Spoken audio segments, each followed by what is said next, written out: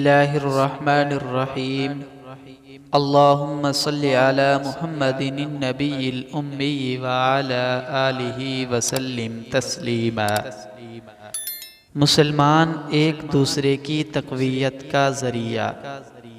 حضرت ابو موسیٰ اشعری رضی اللہ تعالی عنہ سے روایت ہے کہ رسول اکرم صلی اللہ علیہ وسلم نے ارشاد فرمایا، ایک مومن دوسرے مومن کے لیے عمارت کی طرح ہے کہ عمارت کا ایک حصہ دوسرے حصے کو قوت پہنچاتا ہے، اور آپ صلی اللہ علیہ وسلم نے ایک ہاتھ کی انگلیوں کو دوسرے ہاتھ کی انگلیوں میں داخل فرما کر اس کا نقشہ کھینچا۔